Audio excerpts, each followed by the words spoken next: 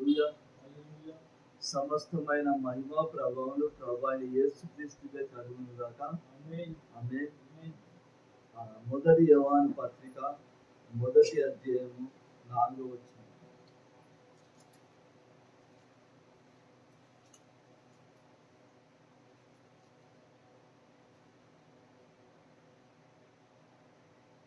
మన సంతోషము పరిపూర్ణమగుటకై లేని సంగతులను రాయుచున్నాను.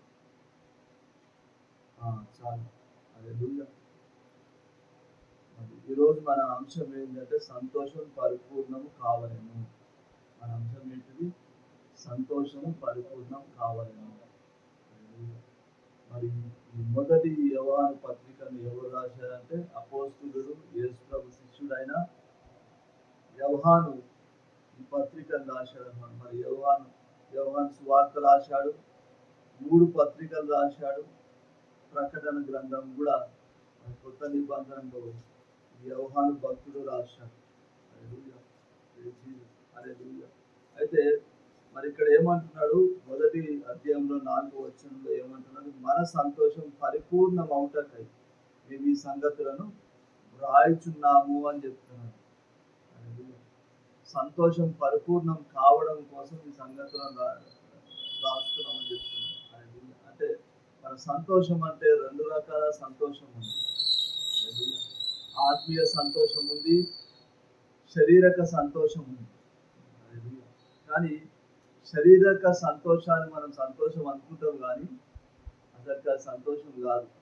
శరీర రీతిగా మరి మేము నెమ్మదిగా ఉంటాము, మేము సంతోషంగా ఉంటాము, మాకు డబ్బు ఉంటే నెమ్మదిగా ఉంటాము అనుకుంటారు. అనుకోరా, ఈ లోకంలో మాకు అన్ని ఉంటే మేము సంతోషంగా ఉంటాము, మాకు ఏ బాధ ఉండదు అనుకుంటారు. అనుకోరా, కానీ ఈ లోకంలో అన్ని ఉన్నా కానీ బాధ ఉండకుండా పోతుందా అంటే పోదు. మరి సొలొమోను భక్తుడు అన్ని రకాల వైభవాలను అనుభవించింది. అన్ని రకాల వైభవాలను అనుభవించి చివరికి ఆయన చెప్పిన మాట ఏంటంటే సమస్తము వ్యర్థమే అంటే. సొలొమోను భక్తుడు తన హృదయాన్ని కూడా కంట్రోల్ చేసుకున్నాడు. హృదయం మరి సొలొమోను భక్తుడు మరి ప్రసంగి గ్రంథం రాశాడు. ప్రసంగి గ్రంథం అంతా కూడా ఏం రాశాడు? సూర్యుని క్రింద జరుగుతున్నదంతా కూడా నేను పరీక్షించి చూస్తా అని చెప్పి సూర్యుని క్రింద జరిగే అంటే మరి భూమి పైన జరిగే వాటిని అన్నిటిని కూడా మరి పరిశీలించాడు సొలొమోను భక్తుడు. మనిషి పడుతున్న ప్రయాసం ఎలాంటిది, మనుషుని హృదయానికి సంతోషం ఏ విధంగా కలుగుతుంది అన్నది మరి అన్ని కూడా మరి పరిశీలించి ప్రసంగి గ్రంథం రాశాడు.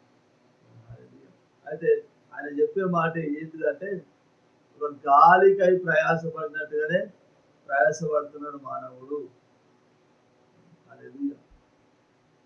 మానవుడు పడుతున్న ప్రయాసం అంతా కూడా వ్యర్థమే ఈ లోకంలో. సమస్తము వ్యర్థమే అంటారు. అంటే ఈ లోకరీతిగా మరి అన్ని బాగుంటే సంతోషంగా ఉంటాం అనుకుంటాం, కానీ మనం సంతోషంగా ఉంటాం. సొలొమోను భక్తుడు కూడా ఏడ్చిండు. సొలొమోను భక్తుడికి మరి దేవుడు ఎలాంటి ఆశీర్వాదం ఇచ్చాడు ఈ లోకంలో అంటే కనుక అతని వంటి ధనవంతుడు కానీ అతని వంటి జ్ఞానవంతుడు కానీ ఇప్పటి వరకు కూడా లేడు. యేసు ప్రభు వచ్చేంత వరకు కూడా ఈ భూమి అంతమైపోయేంత వరకు కూడా ఇందులో అంత జ్ఞానమును అంత ఐశ్వర్యమును సొలొమోను భక్తుడికి దేవుడు ఇచ్చాడు.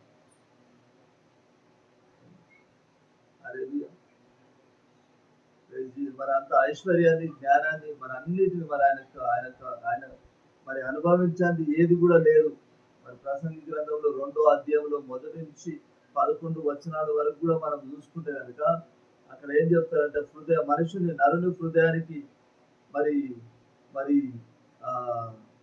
దీన్ని బట్టి నరుని హృదయం సంతోషిస్తుంది చూద్దామని చెప్పి ద్రాక్షారసం తాగిందంట. హల్లెలూయా. కొంతమంది చాలా మంది మరి తాగుబోతులు అందరూ కూడా చెప్పే మాట ఏంటిది? మాకు తాగితే మాకు నెమ్మది ఉంటారు. అవునా? హల్లెలూయా. ఆయన సొలొమోను ద్రాక్ష రసాన్ని కూడా తాగి చూసిండు. తర్వాత మరి జనరల్ గా మరి మనుషులకు అందరికి కూడా ఏం ఆశ ఉంటుంది, మంచి పెద్ద బిల్డింగ్ ఉంటే బాగుంటది నాకు అనుకుంటారు అనుకోరు. మరి పెద్ద పెద్ద బిల్డింగ్లు కట్టించుకున్నారు సొలొమోను భక్తుడు, చాలా ఖరీదైనవి.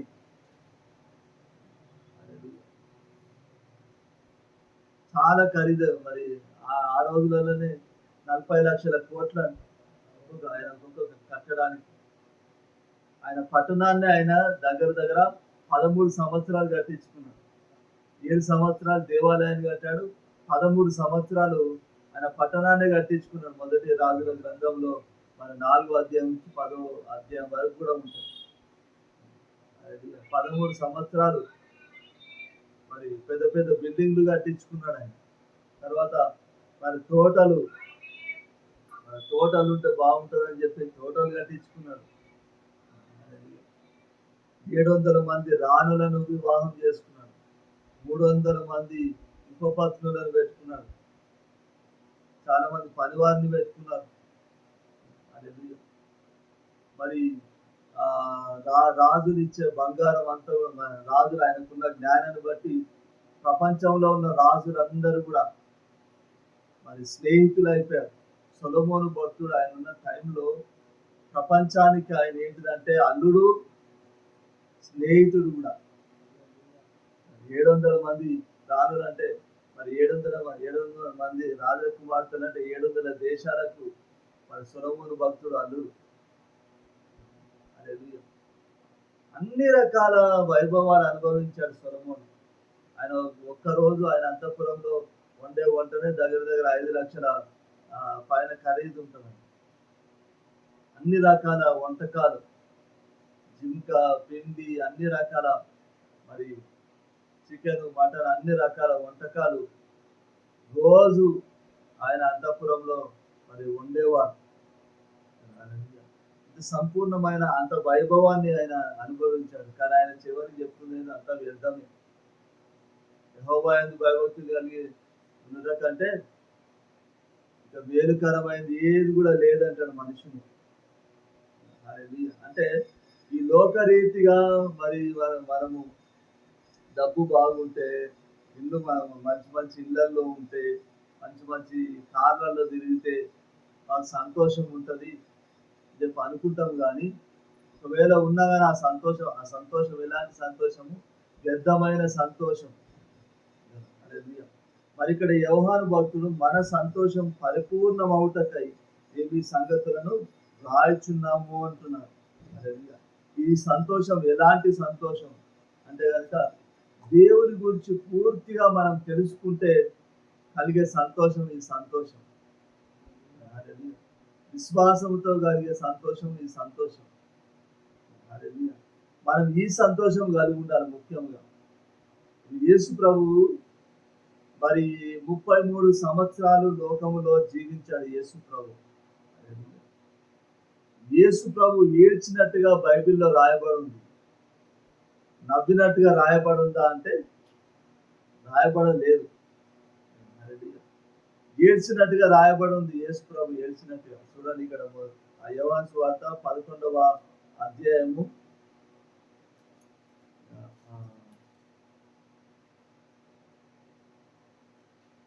యోహాను సువార్త 11వ అధ్యాయము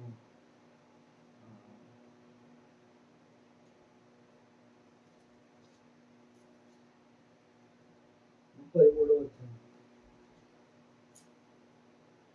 ఆమె ఏడ్చుటయు ఆమెతో కూడా వచ్చిన యూదులు ఏడ్చుటయు యేసు చూసి కలవరపడి ఆత్మలో మునుగుచు అతన్ని ఎక్కడ ఉంచుదురని అడుగగా వారు ప్రభువా వచ్చి చూడమని ఆయనతో చెప్పారు. యేసు కన్నీళ్లు విడిచాడు. కాబట్టి చాలు. హల్లెలూయా. యేసు ప్రభు మరి ఇక్కడ లాజరు చనిపోయినప్పుడు మరి మార్తా మరియా, లాజరు సహోదరులైన మార్తా మరియా మరి వాళ్ళు బాధపడుతున్నప్పుడు యేసు ప్రభు కూడా ఏం చేశాడు? కన్నీరు విడిచాడు. యేసు ప్రభు కన్నీరు విడిచినట్టుగా ఉంది, కానీ సంతోషపడ్డట్టుగా నవ్వినట్టుగా ఎక్కడ కూడా బైబిల్లో లేదు. హల్లెలూయా. కానీ మరి యేసు ప్రభు మరి ఎందుకంటే యేసు ప్రభుకు అడుగడుగున శ్రమలే. యేసు ప్రభు, ఆయన ఇంటి వాళ్ళు, ఆయన సొంత తమ్ముళ్ళు మరి యేసు ప్రభు చెప్పే బోధన అంగీకరించలేదు, యేసు ప్రభుని అంగీకరించలేదు. ఇంట్లో నుంచి బయటకు వచ్చేసాడు యేసు ప్రభు. హల్లెలూయా. తర్వాత మరి శాస్త్రులు, పరిసయ్యులు వీరందరూ కూడా యేసు ప్రభుని వ్యతిరేకించారు.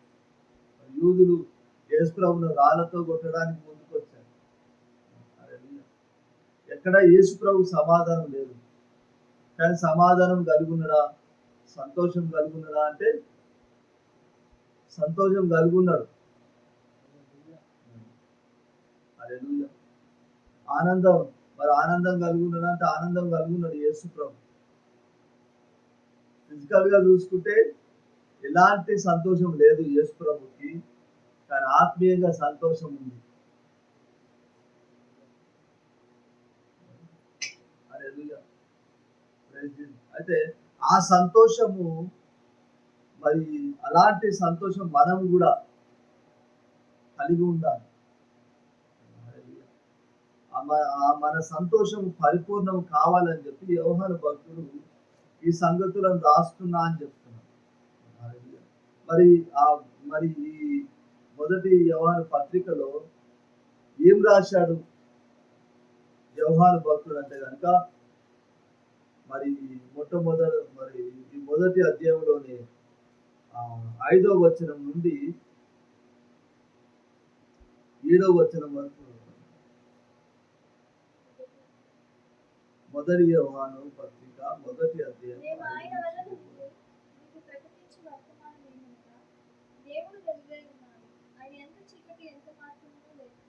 ఆయనతో కూడా సహవాసం గల వారిని చెప్పుకొని చీకటిలో నడిచిన ఎడల మనం అబద్ధం ఆడుచు సత్యంలో జరిగిపోతుంది.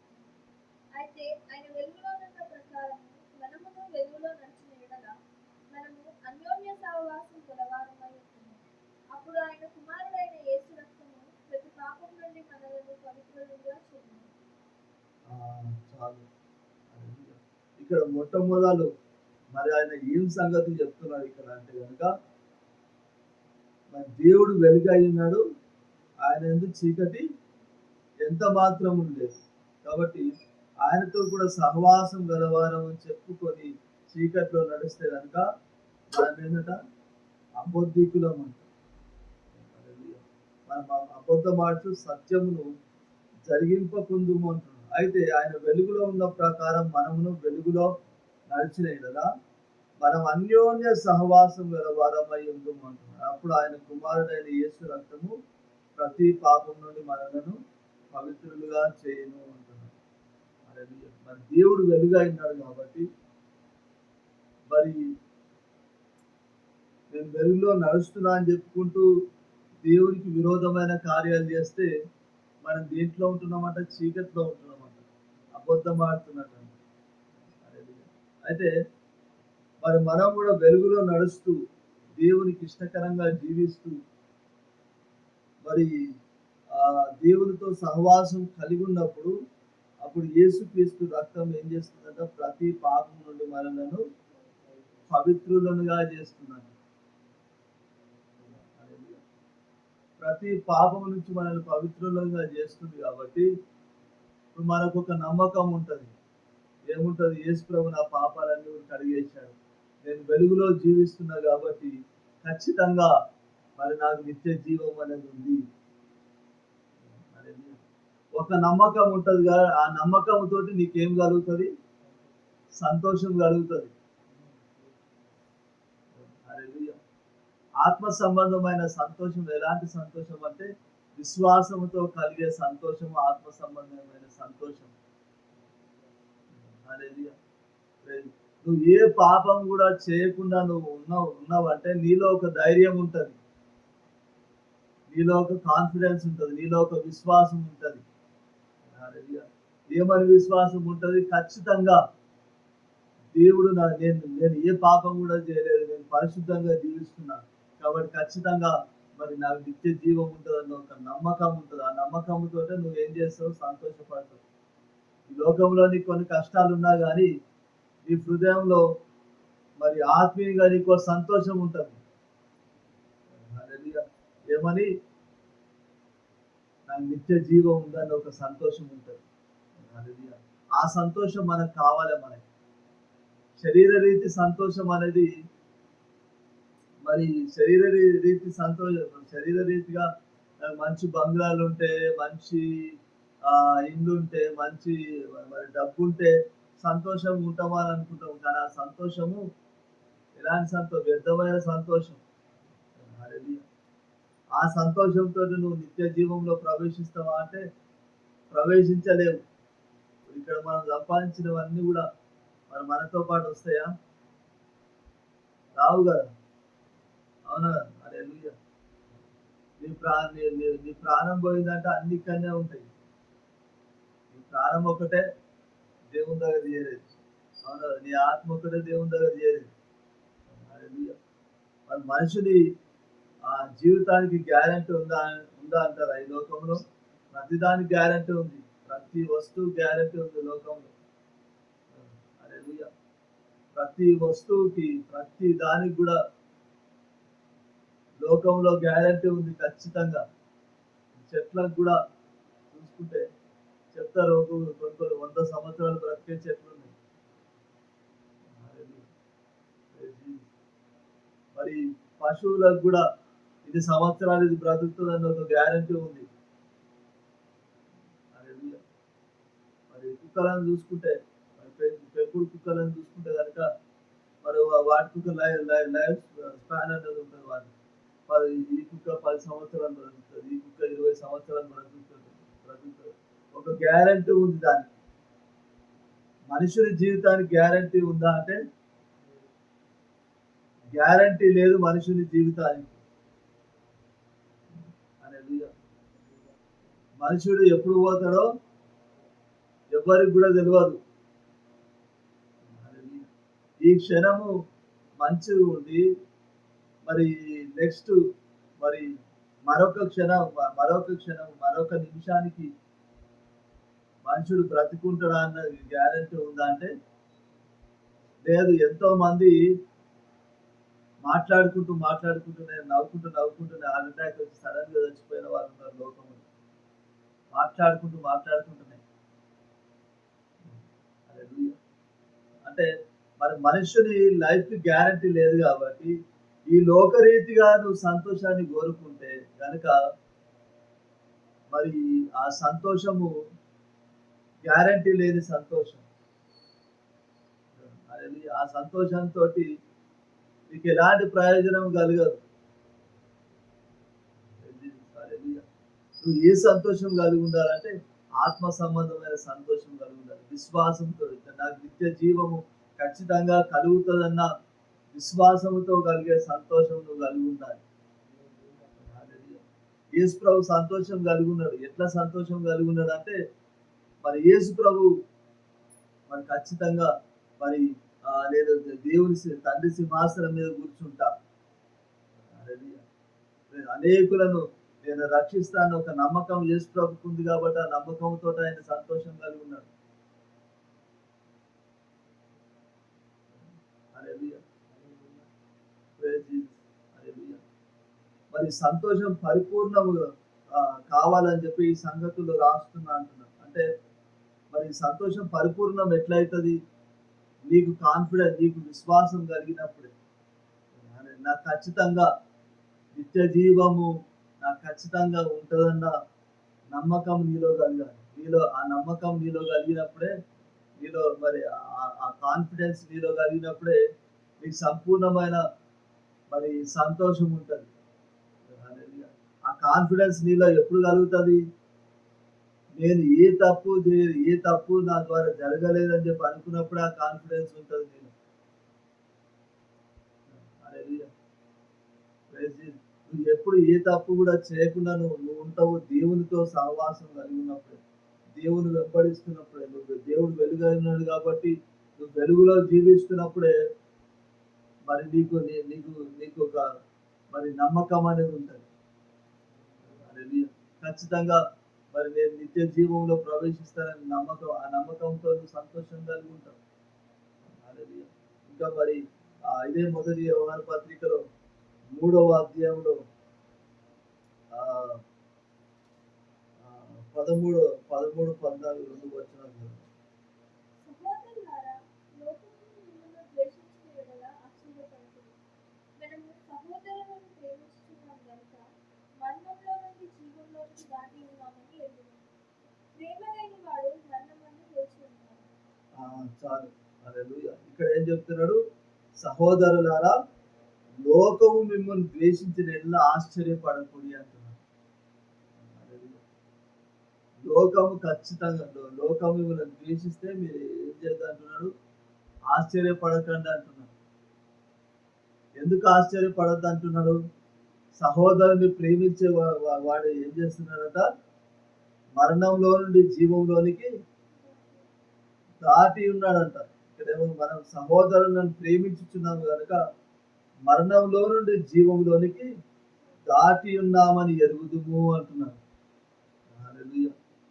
ఈ లోకంలో సహోదరుని ప్రేమించేవాడు ఏమైనాడంట? మరణంలో నుండి జీవంలోనికి దాటి ఉన్నాడంట. హల్లెలూయా. మరి పత్రిక రాసిన మరి యోహాను భక్తుడు సంతోషం కలిగి ఉన్నాడు. దేని సంతోషం కలిగి ఉన్నాడు ఆయన? నేను సహోదరుని ప్రేమిస్తున్నాను కాబట్టి నేను జీవంలో దాటి ఉన్నాను. హల్లెలూయా. ఆయన సంతోషం కలిగి ఉన్నాడు. కాబట్టి ఇక్కడ ఏమంటున్నాడు? లోకం మిమ్మల్ని ద్వేషిస్తే మీరు ఆశ్చర్యపడకండి అంటున్నాడు. హల్లెలూయా. ఎందుకు ఆశ్చర్యపడద్దు? మనము ప్రేమిస్తున్నాం కాబట్టి మనకు నిత్య జీవం ఉంటది. మనకు నిత్య జీవం ఉంది. మనం మరణంలో నుండి జీవంలోనికి మనం దాటి ఉన్నాం కాబట్టి లోకం మనల్ని ద్వేషించినప్పుడు మనకు ఆశ్చర్యం కలగదు. మనకు బాధ కలగదు. ఎందుకు? మనం ప్రేమిస్తున్నాం కాబట్టి మనకు నిత్య జీవం అనేది ఉంది. మన మరణంలో నుండి జీవంలోనికి మనం దాటి ఉన్నాం. ఏమంటారు? సహోదరుని ప్రేమించేవాడు ఏంటంట? మరణంలో నుండి జీవంలో దాటి ఉన్నాడని ఎరుగుతూ అంటాడు. ప్రేమ లేనివాడు మరణమందు నిలిచి ఉన్నాడు. ఒకవేళ నీలో ప్రేమ లేకపోతే నువ్వు దేంట్లో నిల్చుంటున్నావు? మరణంలో నిలిచి ఉంటున్నావు. అంటే నువ్వు ఎక్కడ పోతావు? అగ్నిగుండంలోకి పోతావు. దేవుని దృష్టిలో మరణం అంటే ఏంటిది? నీ ఆత్మ మరి నిత్య జీవంలో ప్రవేశించకుండా, నూతన యెరూషలేములో ప్రవేశించకుండా అగ్నిగుండంలో పడద్రోయబడమే ఏంటిది? మరణము దేవుని దృష్టికి. హల్లెలూయా. మరి లోకరీతిగా మరి ఆత్మ శరీరం వేరైతే మనం మరణం అంటాం. అది మరణము కాదు, అది ఎడబాటు అంతే. అది ఏంటిది అంటే విడిపోవడం. నీ ఆత్మని శరీరం నుండి విడిపోవడం అంతే. హల్లెలూయా. దేవుని దృష్టికి మరణము అంటే ఏంటిదంటే అగ్నిగుండంలో పడద్రోయబడమే మరణం. హల్లెలూయా. మన అగ్నిగుండంలో పడద్రోయబడకుండా ఎక్కడ పోవాలి? మనము నూతన యెరూషలేము పట్టణంలో నిత్య జీవంలో నిత్యమైన ఆనందంలో మనం ప్రవేశించాలి. హల్లెలూయా. నిత్యమైన ఆనందంలో మనం ప్రవేశించాలంటే మనం ఏం చేయాలంట? సహోదరుని ప్రేమించాలంట. హల్లెలూయా. వాడిని నువ్వు ద్వేషించండి. నువ్వేం చేయాలి? వాడిని ప్రేమించాలి.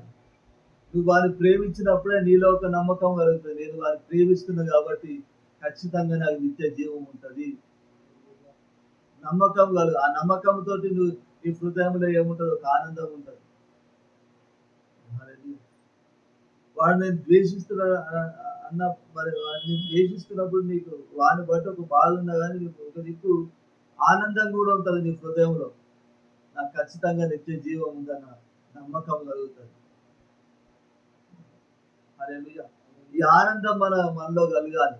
ఈ సంతోషము పరిపూర్ణం కావాలి. పరిపూర్ణము అంటే ఏంటిది? సంపూర్ణంగా అంటే ఇక దాంట్లో ఏం గ్యాప్ కూడా ఉండదు అనమాట. కొద్దిగా అంతా కూడా గ్యాప్ ఉండదు. అంటే మరి ఇక ఇంకా చెప్పాలంటే అది ఖచ్చితమైన సంతోషం అనమాట. ఆ సంతోషము మనలో కలగాలంటే మరి మనం దేవునితో సహవాసం కలిగి ఉండాలి, దేవుని వెంబడించాలి. హల్లెలూయా. ఇంకా మరి నాలో పాపము లేదు అని చెప్పడం కాదు, మన పాపాన్ని ఒప్పుకోవాలి మనం. హల్లెలూయా. ఇంకా మరి మన సహోదరులను మనం ద్వేషించిన వారు, మన సహోదరులను ప్రేమించడం అంటే తోడబుట్టిన అన్నదమ్ములను మాత్రమే ప్రేమించాలన్న మనం. సహోదరులు అంటే ఎవరు వస్తారు? విశ్వాసులు, అన్నదమ్ములు అందరూ కూడా మన సహోదరులే. హల్లెలూయా. అందరిని కూడా ప్రేమించాలి మనం. శత్రువుని కూడా ప్రేమించమని చెప్పాడు యేసుప్రభు. యేసుప్రభు ఏం చెప్పాడు? మీరు పరలోకపు తండ్రికి పిల్లల కుమారులు అనబడినట్లు ఈ శత్రువులను ప్రేమించుడి, హింసిస్తున్న వారి కొరకు ప్రార్థన చేయుడి అంటాడు. శత్రువులను ఏం చేయాలంట? ప్రేమించాలంట. కొంతమంది అంటారు నాకు శత్రువు ఎవరు లేరంట, నాకు శత్రువు వాడు నా సహోదరుడు అంటారు. సహోదరుడు అని చెప్పి ప్రేమిస్తారా అంటే ప్రేమించారు. శత్రువు అంటే కూడా ఒప్పుకోరు, శత్రుత్వం ఏం లేదంట. ఒక భ్రమలో బ్రతుకుతా ఉంటారు కొంతమంది. శత్రువులనైనా కూడా మనం ఏం చేయాలంట? ప్రేమించాలి.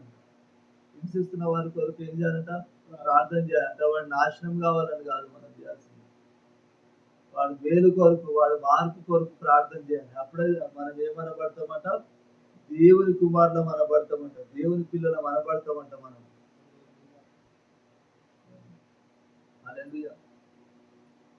మరి మన శత్రువులను కూడా శత్రువులను కూడా మనం ప్రేమించినప్పుడు మనలో నమ్మకం ఉంటుంది. మనలో ఖచ్చితంగా నాకు నిత్య జీవం, శత్రువుని కూడా ప్రేమిస్తాను, ఖచ్చితంగా దేవుడు నన్ను ఆశీర్వదిస్తాడు, ఖచ్చితంగా నాకు నిత్య జీవం, ఒక నమ్మకం ఉంటుంది మనకు. ఆ నమ్మకంతో మనకేముంటుంది? సంతోషం ఉంటుంది. మరి ఆ సంతోషం కలగడం కోసమే మరి యోహాను భక్తుడు ఇవన్నీ కూడా చెప్తున్నాడు.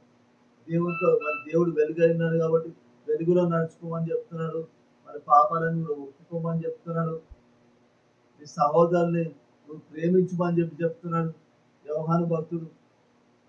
హల్లెలూయా. హల్లెలూయా. మరి ప్రేమలోనే, మరి బైబిల్ అంతా కూడా దేంట్లో ఉందంటే ప్రేమలోనే ఉంది. మరి ఆ పౌలు భక్తుడు నిన్ను వారిని పొరుగు వారిని ప్రేమించమని ఆజ్ఞలోనే ధర్మశాస్త్రం అంతా కూడా ఉంది అంటాడు. నిన్ను వారిని పొరుగు వారిని ప్రేమించడం అనే ఆజ్ఞలోనే ఏముంది?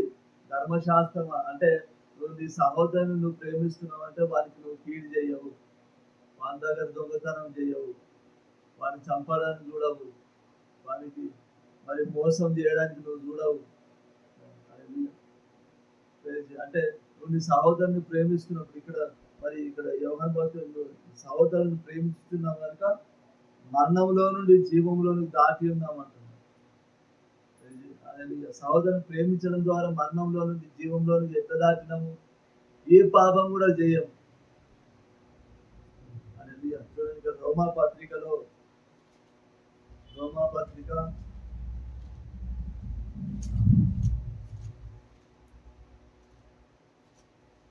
13వ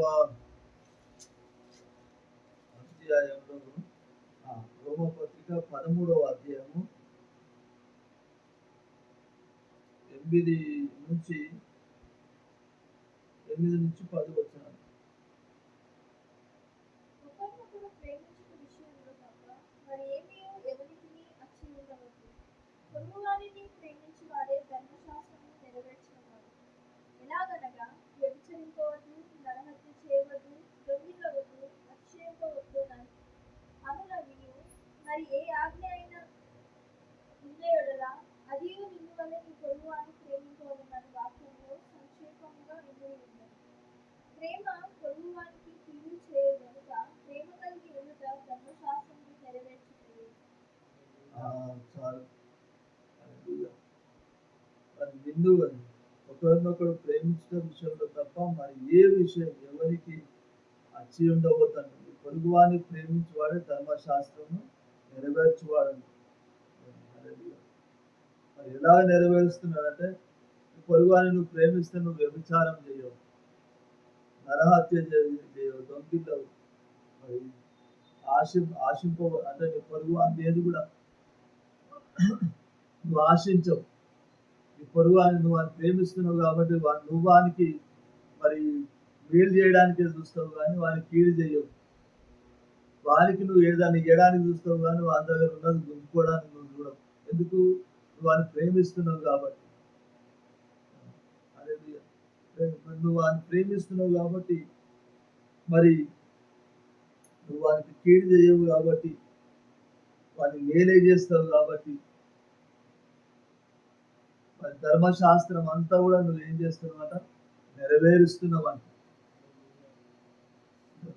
అదే కాబట్టి మరి యోహాను భక్తుడు కూడా ఏమంటాడు?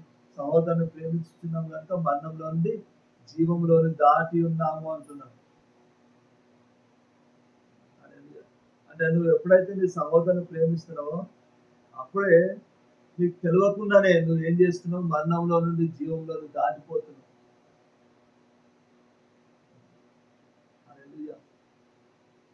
అంటే మరి నీ హృదయంలో ఈ సంతోషం కలగాలి, నాకు నిత్య జీవం కలుగుతుందన్న సంతోషం నీ హృదయంలో కలగాలి. నీ హృదయంలో ఆ సంతోషం కలగాలంటే నువ్వు ఏం చేయాలి? ఒక దేవునితో నడవాలి, దేవునికి ఇష్టమైన క్రియలు చేయాలి, నువ్వు నీ పాపాలను కూడా ఒప్పుకోవాలి, నీ సహోదరుని నువ్వు ప్రేమించాలి, శత్రువునైనా కూడా నువ్వు ఏం చేయాలి? ప్రేమించాలి. ఇవి నువ్వు కలిగి ఉన్నప్పుడే నీకు ఒక నమ్మకం ఉంటుంది. ఖచ్చితంగా మరి నాకు నిత్య జీవం ఉంటుందన్న ఒక నమ్మకం, ఆ నమ్మకంతో నీ హృదయంలో ఎలాంటి సంతోషం ఉంటుంది? సంపూర్ణమైన సంతోషం ఉంటుంది. ఇంకొక వచనం కూడా నేను చెప్పి ముగిస్తాను. యోహాను సువార్త 15వ అధ్యాయము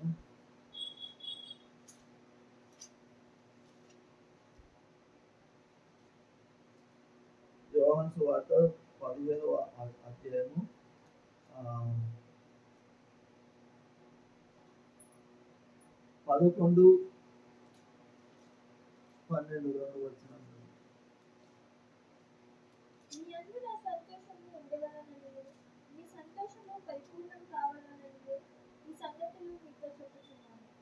నేను మిమ్మల్ని ప్రేమించిన ప్రకారము మీరు ఒకరినొకరు ప్రేమించవలననుటే నా ఆజ్ఞ. చాలు. ఇక్కడ యేసు ప్రభు అంటున్నాడు, మీ యందు నా సంతోషం ఉండవాలని. అంటే మరి యేసు ప్రభు సంతోషం ఏంటిది? ఫిజికల్ గా చూసుకుంటే యేసు ప్రభు సంతోషం ఉందా అంటే సంతోషం ఏం లేదు యేసు ప్రభు ఫిజికల్ గా మామూలుగా చూసుకుంటే. కానీ మరి యేసు ప్రభుకి ఆత్మీయంగా సంతోషం ఉంది. నేను తండ్రి చిత్త ప్రకారంగా నేను జీవిస్తున్నా, నేను మనుషులందరినీ రక్షించడం కోసము నేను ప్రాణం పెడుతున్నా కాబట్టి ఖచ్చితంగా నాకు నిత్య జీవం, ఖచ్చితంగా మరి తండ్రి సింహాసనం మీద నేను కూర్చుంటాను ఒక నమ్మకం యేసు ప్రభుకు ఉంది కాబట్టి దాంతో యేసు ప్రభుకు సంతోషం ఉంది. అదే సంతోషము ఎక్కడ ఉంటుందంటే మనలో కూడా ఆ సంతోషం కలగాలంటే, ఆ సంతోషం పరిపూర్ణం కావడం కోసమే యేసు ప్రభు ఏమంటున్నాడు? ఈ సంగతులు మీతో చెప్పుచున్నాను. మరి ఇక్కడ యేసు ప్రభు కూడా ఏం చెప్తున్నాడు? నేను మిమ్మల్ని ప్రేమించిన ప్రకారము మీరు ఒకరినొకరు ప్రేమింపవాలని అంటే నా ఆజ్ఞ. అంటే మరి ఒకరినొకరు యేసు ప్రభు మనల్ని ఎట్లా ప్రేమించాడో మనం కూడా ఒకరినొకరు అదే విధంగా ప్రేమించాలంట. మరి యేసు ప్రభు మనల్ని ఎట్లా ప్రేమించాడు? మనలో ఏదైనా మంచి చూసి ప్రేమించాడా యేసు ప్రభు? మనలో ఏమైనా మంచి ఉందా? యేసు ప్రభు ఆయన మన కోసం ప్రాణం అర్పించడానికి ఏమైనా మంచి ఉందా మనలో? మనం దేవుని దృష్టిలో ఎలాంటి వారం అంటే శత్రువులం అంట. రోమపత్రిక 5వ అధ్యాయంలో ఉంటుంది. శత్రువులము, బలహీనులము, భక్తిహీనులము, పాపులము, ఆత్మీయంగా చచ్చిపోయిన వారు, దేవునికి దూరస్తులం మనం ఈ విధంగా ఉన్నప్పుడు మన కొరకు ఆయన తన ప్రాణాన్ని అర్పించాడు. కొంతమంది అంటారు మంచోనికే మంచి, చెడ్డోనికి చెడ్డోని అంటారు. ప్రేమించటోనే ప్రేమిస్తా, ద్వేషించటోని ద్వేషిస్తా అంటారు. అది కరెక్ట్ కాదు. యేసు ప్రభు ఎలాంటి వాడంటే ద్వేషించేవాడిని కూడా ప్రేమించేవాడు. హల్లెలూయా. శత్రువులో మన కోసము మన రక్షణ కొరకు ఆయన తన ప్రాణమును అర్పించాడు. హల్లెలూయా. అది యేసు ప్రభు ప్రేమ. యేసు ప్రభు ఏ విధంగా మనల్ని ప్రేమించాడో అదే విధంగా మనము ఒకరినొకరు అదే విధంగా ప్రేమించాలన్న. హల్లెలూయా. అంటే నీకు మేలు చేసేటోనే నువ్వు ప్రేమిస్తా అంటే కాదు, నీతో మంచిగా ఉండేటోనే నేను ప్రేమిస్తా అంటే కాదు, నీకు కీడు చేసేటోని కూడా నువ్వేం చేయాలి? ప్రేమించాలి. నీతో మంచిగా ఉండని వానితో కూడా నువ్వు ఎట్లుండాలో మంచిగా ఉండాలి. హల్లెలూయా. ప్రేమించాలి. నీకు కీడు చేసేవానికి కూడా నువ్వేం చేయాలి? మేలే చేయాలి. అది దేవుని ప్రేమ. హల్లెలూయా. ఈ ప్రేమ కలిగి ఉండమని దేవుడు ఆజ్ఞాపించాడు, దేవుడు ఆజ్ఞించాడు. హల్లెలూయా. ఈ ప్రేమ మనం కలిగి ఉన్నప్పుడే మన సంతోషం ఏమవుతుంది? పరిపూర్ణమవుతుంది. ఖచ్చితంగా నాకు నిత్య జీవం ఉంటుందన్న ఒక నమ్మకం ఉంటుంది. ఆ నమ్మకంతో ఈ సంతోషం ఏమవుతుంది? పరిపూర్ణమవుతుంది మనకి. హల్లెలూయా. ఈ సంతోషం, ఈ ఆత్మ సంబంధమైన సంతోషము పరిపూర్ణం కావాలి మనకి. హల్లెలూయా. ఈ సంతోషం మనం కలిగి ఉండాలి. ఈ లోక సంతోషం కాదు మనం కలిగి ఉండాలి. మరి ప్రపంచం అంతా కూడా ప్రయాసపడేది లోకరీతిగా సంతోషం కలిగి ఉండడానికే. మరి ప్రపంచం అంతా కూడా ప్రయాసపడుతుంది, ప్రపంచం అంతా కూడా పరిగెత్తుతుంది లోకరీతి సంతోషాన్ని సంపాదించుకోవడానికి. కానీ మరి ఆ సంతోషాన్ని సంపూర్తిగా మరి సంపాదించుకోగలుగుతున్నారు అంటే సంపాదించుకోలేకపోతున్నారు. హల్లెలూయా. ఈ లోకరీతిగా సంపూర్ణమైన సంతోషం కలగదు. చూడండి, ఒక వచనం ప్రసంగి గ్రంథము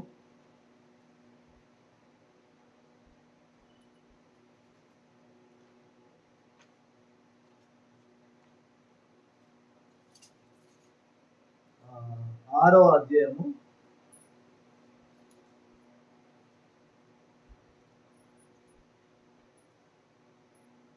1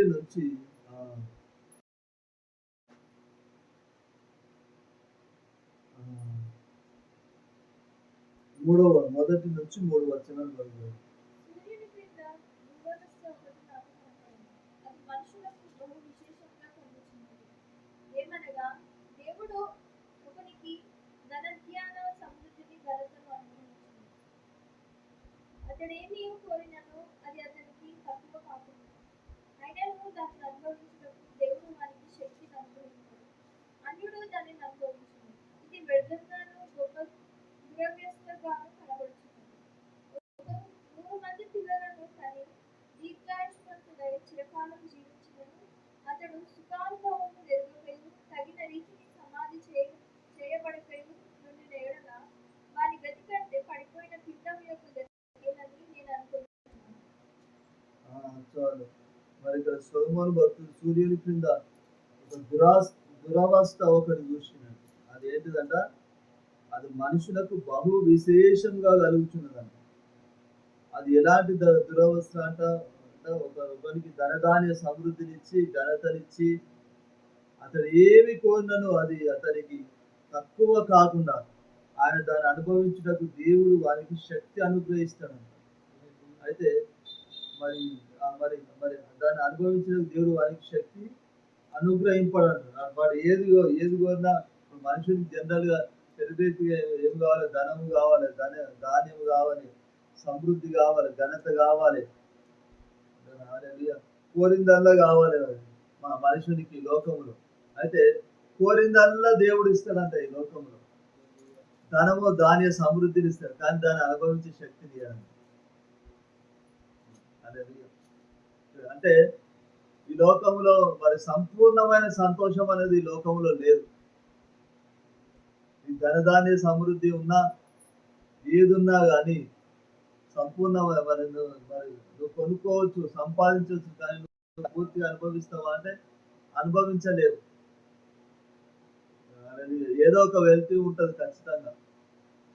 హల్లెలూయా. మరి సొలొమోను భక్తుడు అంటాడు, నేను ఇంత ఐశ్వర్యాన్ని సంపాదించి, ఇంత జ్ఞానం సంపాదించి ఏం లాభం?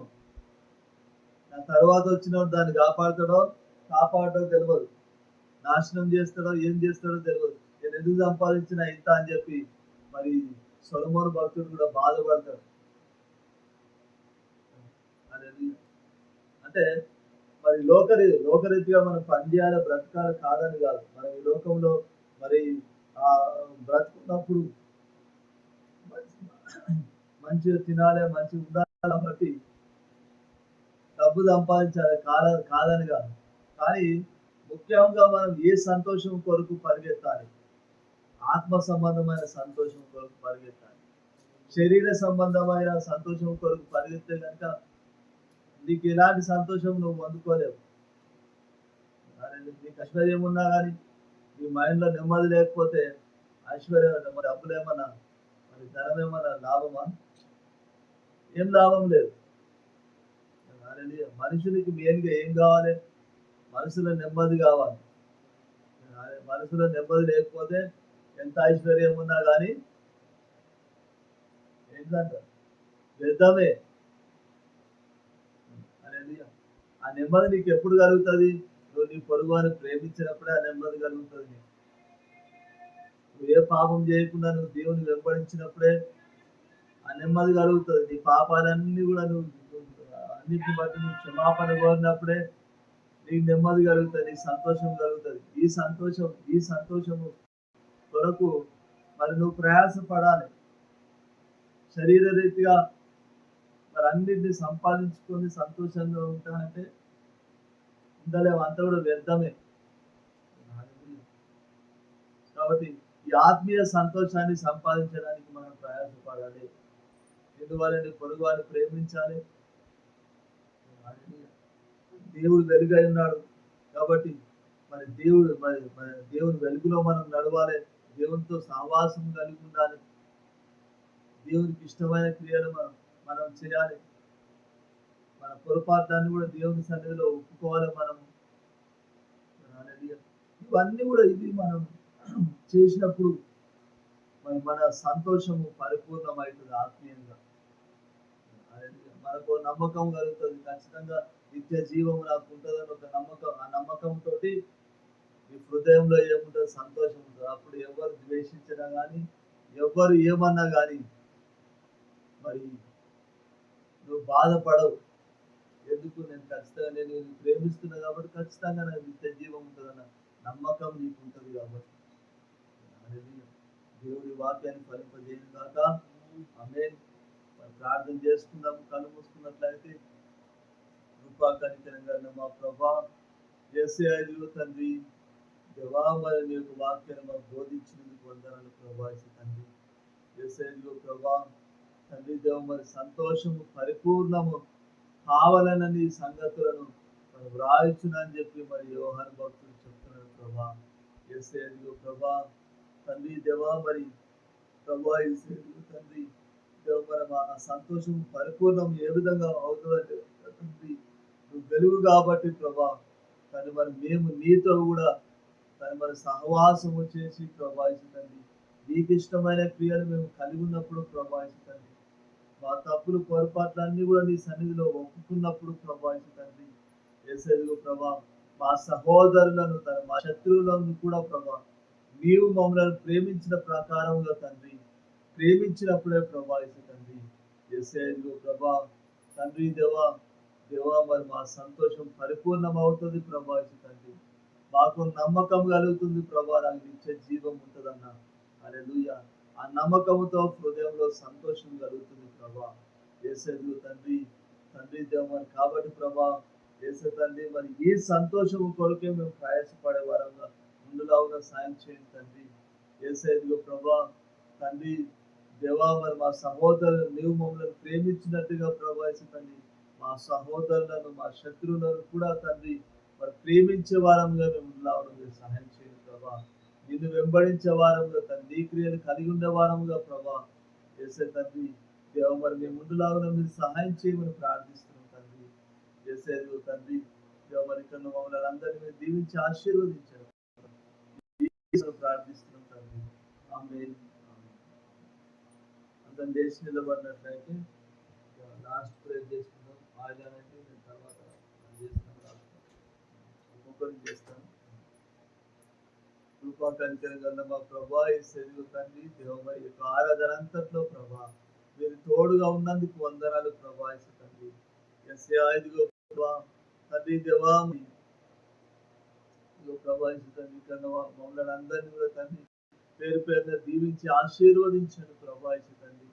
అందరి సరిహద్దులను మీరు విశాలపరచండి ప్రభా యేసయ్యా. అత్యధికమైన సమృద్ధితో నింపండి, సమాధానంతో నింపండి ప్రభా యేసు తండ్రి. అదే విధంగా ప్రభా యేసు తండ్రి యేసయ్యా ప్రభా ఆత్మ వరాలతో ప్రభా యేసు తండ్రి దేవా మీరు నింపండి ప్రభా యేసు తండ్రి. యేసయ్యా ప్రభా తండ్రి దేవా మరి ఇదిగో ప్రభా యేసు తండ్రి దేవానికి వందనాలు ప్రభా యేసు తండ్రి దేవ మరి ఆత్మ వరాలతో తండ్రి ఆత్మ ఫలాలతో ప్రభా ప్రతి ఒక్కరిని కూడా మీరు నింపండి తండ్రి. అత్యధికమైన సహవాసము ప్రభా యేసయ్య తండ్రి దేవ మరి కలిగి ఉండలావున ప్రభా యేసు తండ్రి దేవా మీరు సహాయం చేయమని ప్రార్థిస్తున్నాం తండ్రి.